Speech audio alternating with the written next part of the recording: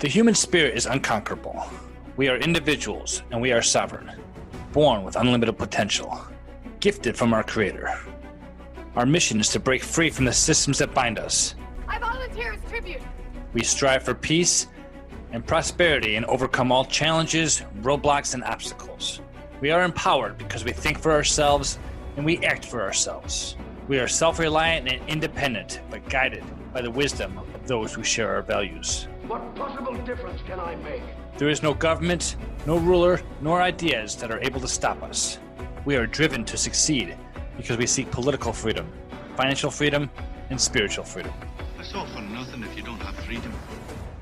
This is Mike Corbell, and you are listening to The Invictus Mind.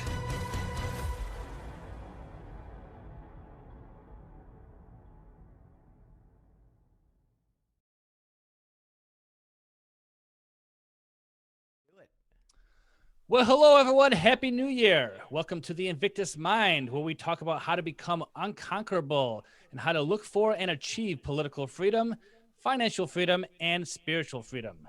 This is your host, Mike Corbell. I'm happy to be here. Happy for all the listeners out there. This is episode 51, the first of the year 2021. And remember, if this show adds value to your life and you like it, please share it with 3 of your friends. Of course, you can find me on all your favorite social media channels, and the video will be posted on YouTube. Also, if you would like to get the Invictus newsletter, where I will have business tips, ideas, and the show notes from these episodes, you can actually dial the word Invictus, INVICTUS, to the number 33777. All right. Today on the host, I've invited back Matthew Ferry. He's actually a business coach and an author. He is the author of the best-selling book, Quiet Mind, Epic Life. And you can check out a little bit of information about that in our first episode we recorded together in episode number 16. I asked Matthew to come with me today and talk about what he calls the Enlightenment Goal Setting Process. And since it's now the first week of January, I think it's about time that we start setting some goals of the year. How you doing today, Matthew? I am doing well. I'm really excited that we're going to take people through the process of setting enlightened goals versus survival-based goals, and I can't wait to distinguish that with everybody. Yes, I definitely am interested in what you have to teach because I've been in the mindset of having survival-based goals, and you can explain that further. Since I've had mentors for about 20 years, and all the books I've read and speakers I've listened to, and why don't we start there? Why don't you just declare what the difference between enlightened goals and survival-based goals are? No problem. So I'm like you. My background is in personal development. My father was my mentor, and my father's is one of the top real estate agent training coaches in the world, as is my brother. And the 3 of us built a pretty incredible company together and then sort of split off and went our own ways. But my father was my mentor, and my father's mentor was a man named Earl Nightingale. And so I'm a 3rd-generation personal development guy. And what I found was that traditional goal setting set me into something that I would call the treadmill from hell. It's like setting some kind of similar goal over and over and over and over and over and over and over, kind of achieving most of them, not achieving a bunch of them, and never really feeling satisfied. And ultimately, when my mind went quiet back in 2006, I progressively began to realize that traditional goal setting is based on a survival response. And that if you get really honest with yourself, Mike, your goals are literally about something from the past changing in the future. And you start to see that your goals really assume that something needs to change, has to change, must change, needs to be better so that you can feel better, have a, quote, better life. In other words, they assume that all is well will happen at some other time, that I have to change the conditions, and then once I change the conditions, all will be well. It turns out that's an illusion, and you become a dog chasing your tail. Like no matter what you accomplish, how much you do, you never actually experience that thriving state of all is well. So I like to say it like this. You can't use survival tactics to thrive. It's like getting angry at people who aren't happy. Your anger won't create happiness. Your need to change won't create that state of bliss and satisfaction and joy. There's a whole different contextual shift that needs to happen in order for that to occur. Yeah, we started talking a while back about having a quiet mind, and maybe we can just recapture a few key points from that so we can understand the perspective you're talking about. Sure. So a quiet mind would typically be thought of as enlightenment. And most people think of enlightenment as some unattainable state. Only the guru can have it. Only the sage can have it. And it turns out that something has shifted in our society such that more and more and more and more people are naturally going into this state where their mind is serene, peaceful, and quiet, such that they aren't disrupted by the natural day-to-day volatility. So it's not like when your mind goes quiet, Mike, you don't have volatility. You do. You have ups and downs, and you have good days and bad days. You have all of that stuff. It's just that when your mind goes quiet, the level of reaction to it is dramatically reduced. You're not stressed out by a down day. You are at peace with a down day. So a quiet mind is a mind that's free of stress, worry, doubt, fear, and concern. And that opens up the possibility of you being creative, resourceful, having a lot of chutzpah, like really bringing out your go-getter. Mm-hmm. Yeah, I think every single one of us have personal challenges and dilemmas that we face. But I'm thinking of all the noise outside of ourselves, especially in the year 2020 that we've just overcome. And personally, I want to make 2021 a much better year, learning how to have that enlightenment process apply to my own life. And, not so much worry about what's in the outer world, but more focusing on what I can produce and do with myself. Yeah, and I think that anybody who'd be tuned in to your podcast has a desire to, one, feel like all is well, and two, do well. So they want to feel like all is well, and they want to do well. And what that actually is the state that I've coined called Enlightened Prosperity.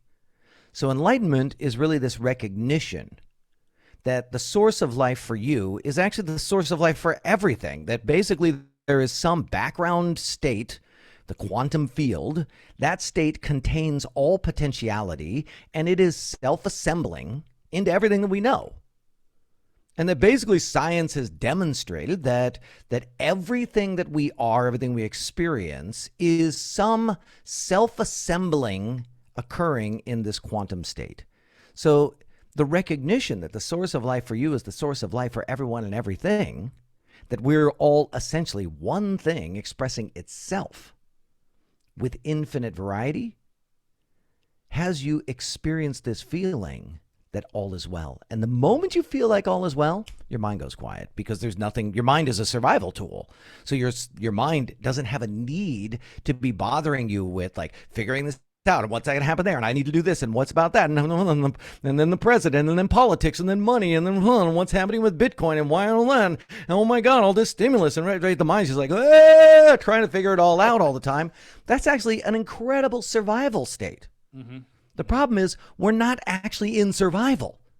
So we have this old tool that we've inherited that is now actually ruining our experience of life. So we want to get to this place where all is well, because when you can see and know and experience life as all is well, then all of a sudden it's easy to do well, because now you're fearless, you're courageous, you're creative, you're unstoppable. There's nothing, you don't get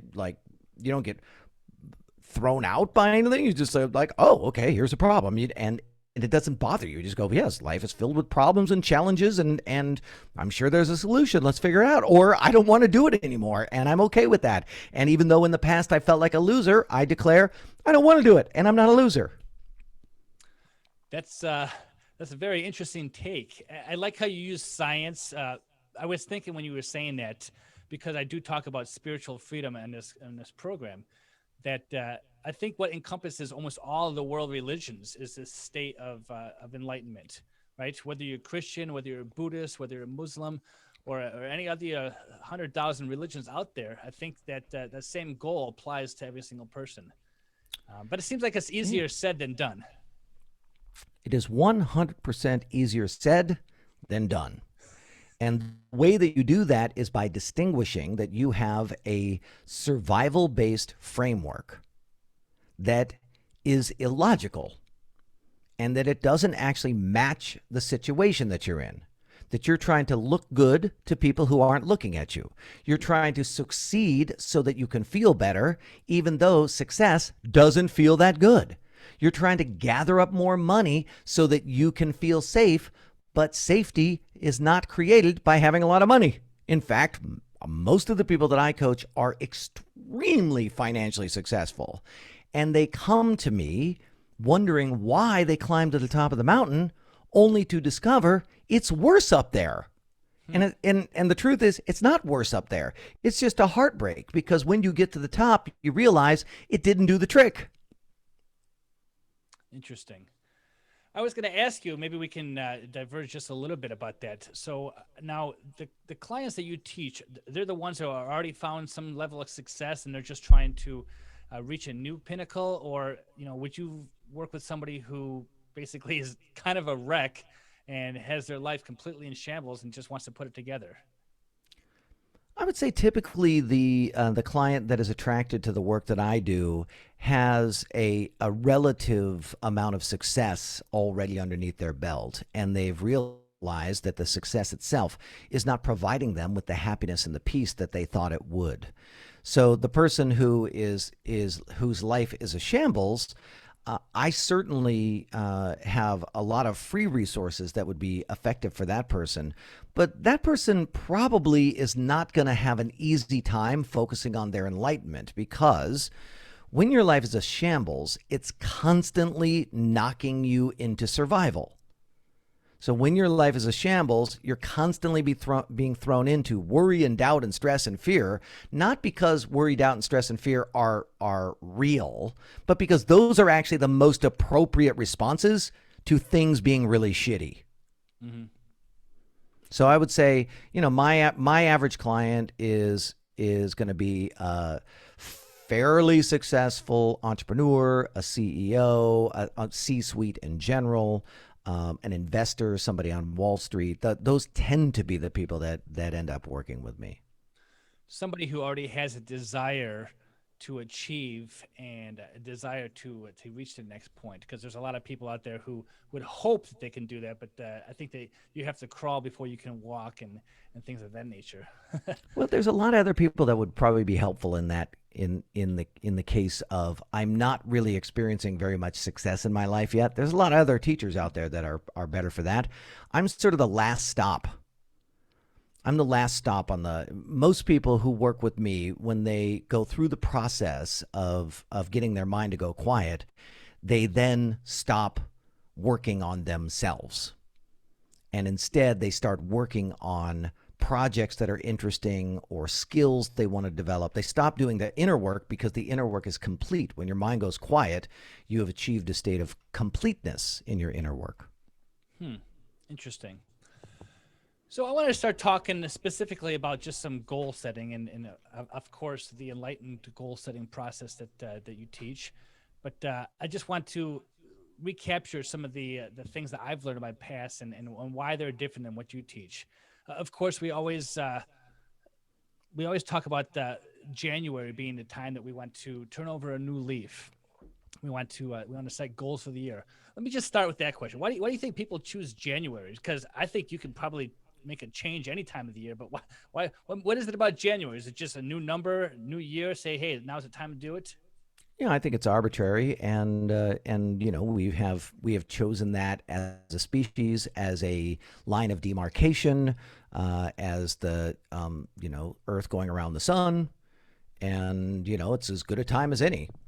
One of the things that we do in our Ignite Mastermind group is every 4 months on a trimester, we set a whole new set of intentions, a new set of 120-day intentions. But we also work on a 1-year vision. We also work on a 5-year vision. So we're playing around with all these different time frames and playing around with the creation of urgency itself, because urgency is an illusion. There is no urgency at all. Urgency doesn't even exist.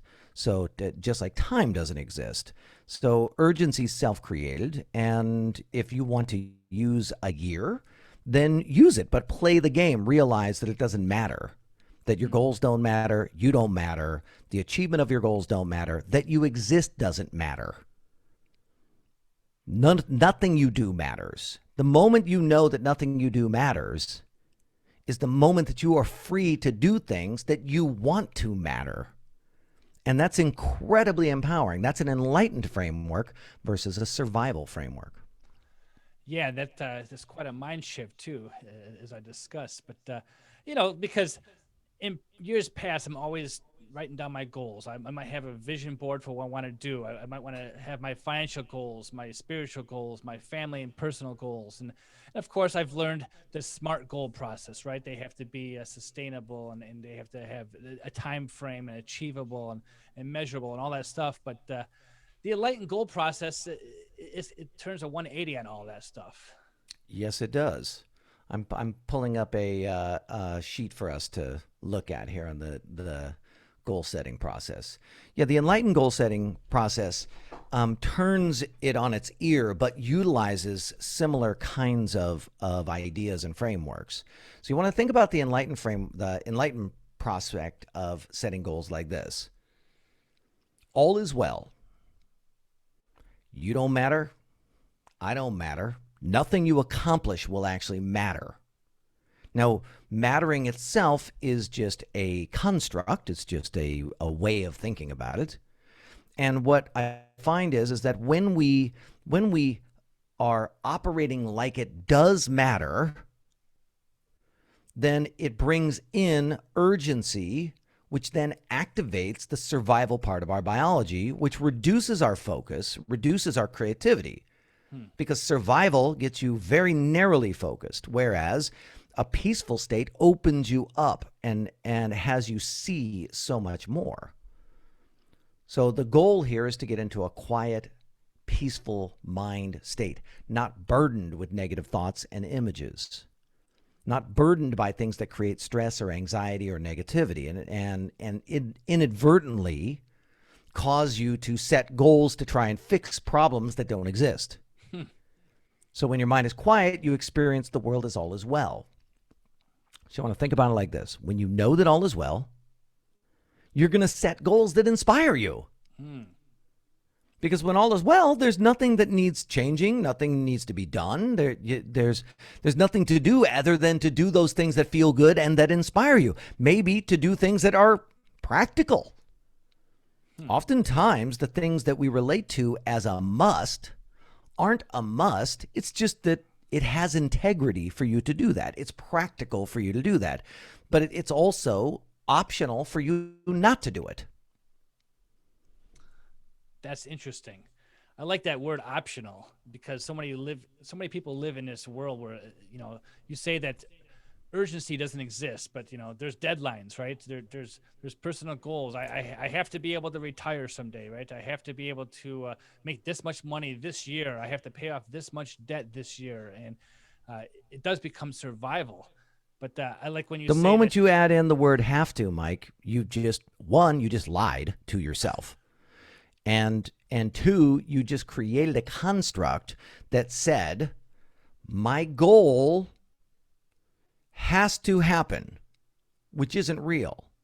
And then in order to deal with that, you activate the survival part of your process. So suddenly the drunk monkey in your head starts kicking in and chatting. And what are we going to do? And oh my God, you're not going to get it. You're such a loser. And you set these goals all the time and they never happen. And everybody else is succeeding more than you are. And why does it real? Well, he has a Ferrari and you don't. That means something's wrong with you. What is going to happen? You're not going to survive. You're going to get there and then you won't have the money. And then your kids aren't going to, right? I'm just like, you just like open it up and all of a sudden here comes all the crap out of your head. right. the moment you add have to into the process. Now, for most people, they won't be able to relate to this because most people actually get juiced up on survival. So who we're talking to right now are the ones who are sort of predisposed to transcending this survival state. And that's a smaller group of people because the planet has functioned. The human species has actually done well for itself through survival. So there's a lot of people who've already tuned out of this podcast. I just want you to know. Oh, I'm sure. They're like, we're out. when you say that we don't matter and our actions don't matter, I mean, you blow the survival part of the species out, and there's nothing wrong with the survival part of the species. We don't poo-poo them. We just honor that there's a certain percentage of people who are going to make things happen via more survival-based urgency, hostility, anger, force, manipulation. They're gonna do what it takes to get what they want. We honor that. Then there's this new version of the species that has emerged in the last 30, 40, 50 years, and that new version is a lot more focused on inner qualities. What is the experience that I'm having? We see this in the millennial generation. They're much more focused on the experience that they're having. They're an expression of my generation who sort of woke up and said, wait a second, what if we felt good now? Yeah, that's quite a bit different. In the grand scheme of things, just going back to what you said about who matters and what matters, in the grand scheme of things, you can live a wonderful, terrific life, and I can live a wonderful, terrific life, and the people in our close circle, our family and our friends, we matter to them, but the world will continue to spin, whether you and I continue to exist or not, right? We only matter to them inside of either A, an obligatory construct of community or family, or B, somehow they're benefiting from our existence. But both of those things are arbitrary. That's interesting. Okay, so it's January 4th today, Matthew. And Yes, I want it to talk is. about how I'm going to make 2021 a terrific year. We had this Yes. exercise a couple weeks ago, and maybe we can play it again. Let's do it. So we can demonstrate a little bit about what you're talking about here. Let's do it. What you talking about here, Willis?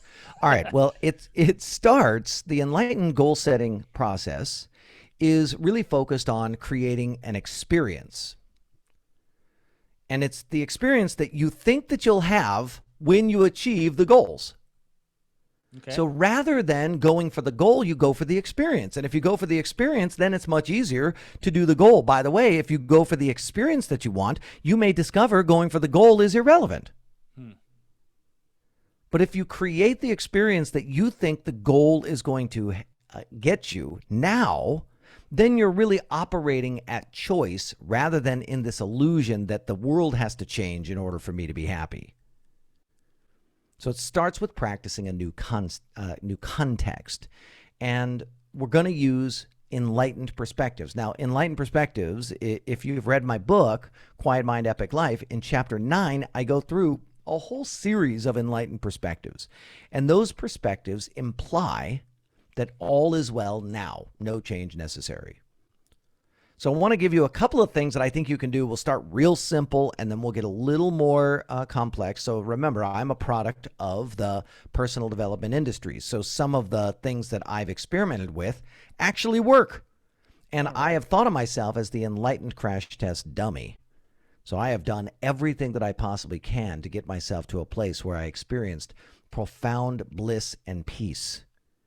And I hate to say this, Mike, but most of the things that our mentors taught us don't work.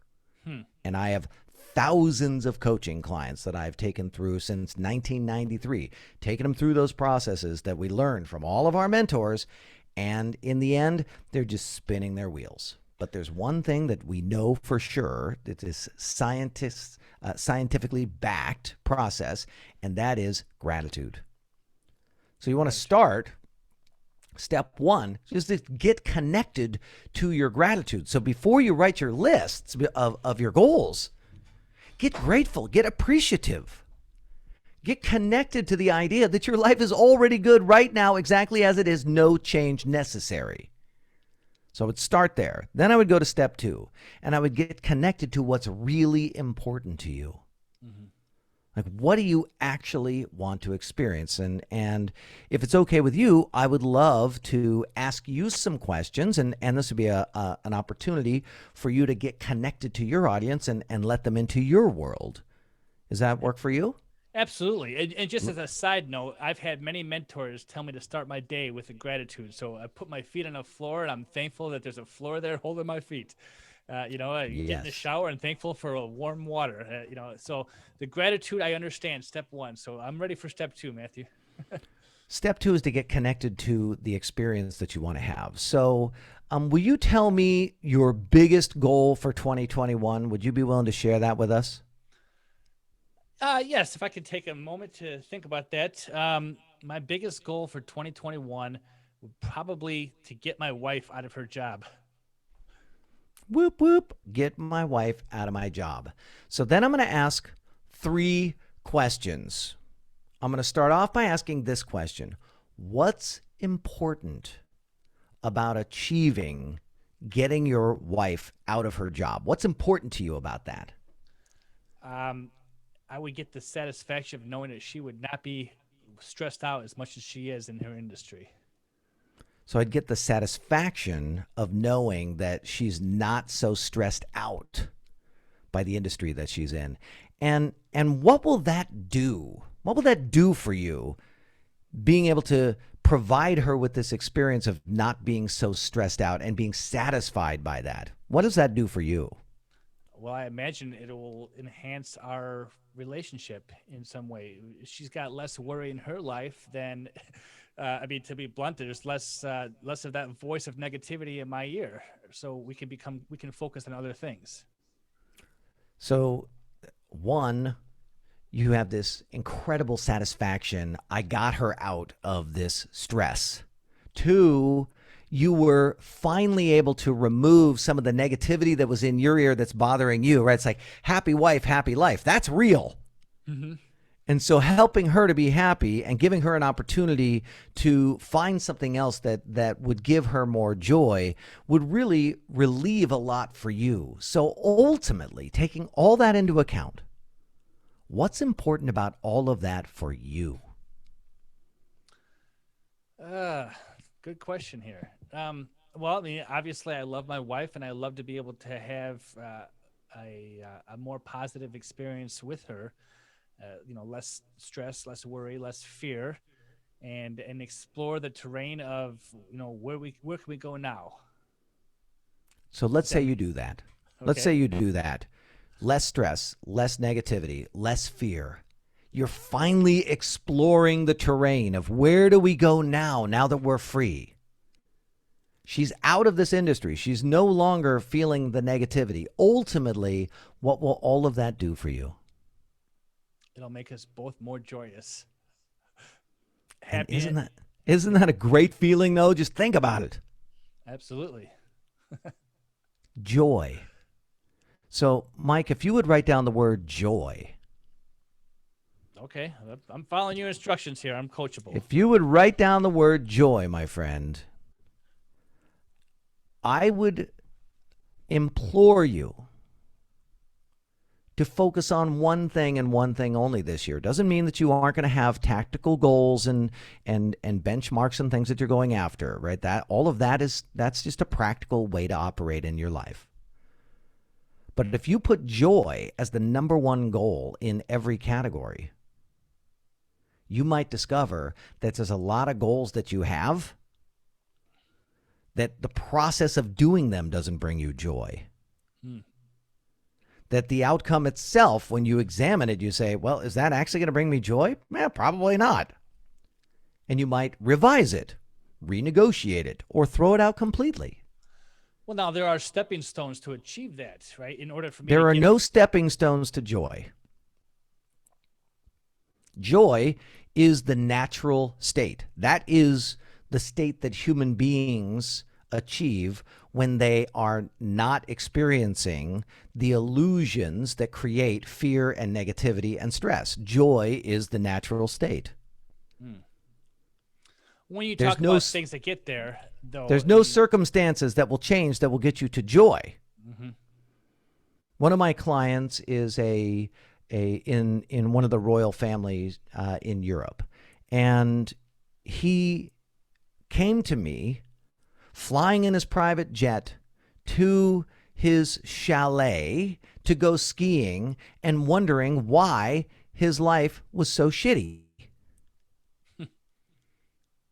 No amount of success, no amount of achievement, no amount of child rearing, no amount of marrying the right person, no amount of diet, none of it in the end is going to lead you to joy. Joy is the contextual frame, the result of the contextual framework that all is well. That's how you get there. Let me take you through an example of one of my other clients that started with this idea. So one of my Ignite Mastermind members had a goal to start a wellness retreat when she first started in the group. And she went through this exercise and she asked herself, okay, well, what's important about starting a wellness retreat? So these questions, what's important about, what they do is they're essentially called criteria questions. And I learned them from the NLP modality. And in these questions, you just keep chunking yourself up to the highest level of experience.